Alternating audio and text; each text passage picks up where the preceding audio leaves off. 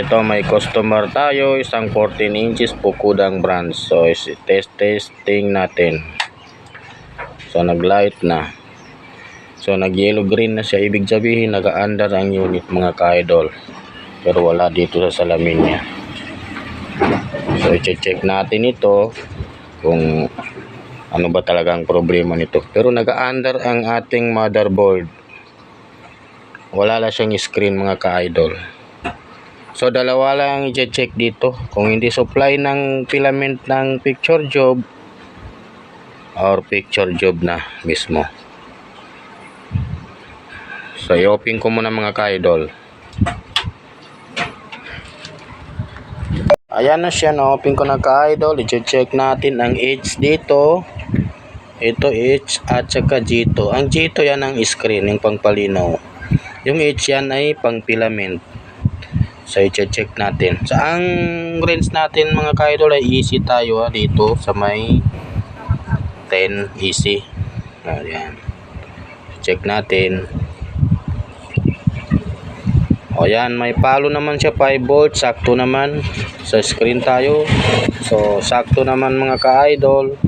So sisilipin natin bakit walang tao. O umiilaw naman yata dito. O umiilaw, nakikita niyo mga ka-idol. So pag ganyan umiilaw ay ibig sabihin ay may screen yan.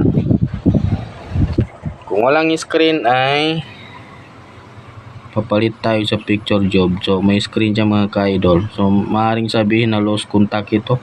Kasi kanina hindi pa siya na-open ay walang screen pero umaandar ang motherboard. So ate itong isi-solder mga ka-idol.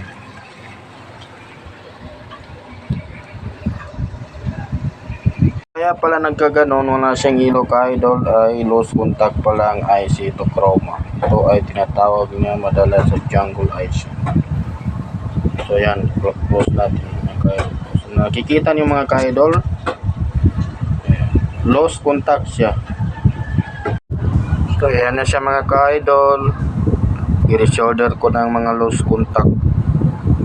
So tip ko sa inyo nag-practice pag ganon nagka-kulob ang motherboard ay umaandar ay wala na kayong palampasin dito. I-solder ni lahat yan. Pag sa ganon ay babalik na ang condition ng inyong TV. Mabas na ang Pukuda. So maganda na ang kanyang screen. Hindi niya siya gumagalaw-galaw. Kaya stable na ang kanyang mga supply pag dahil lang sa resolder. Thank you for watching.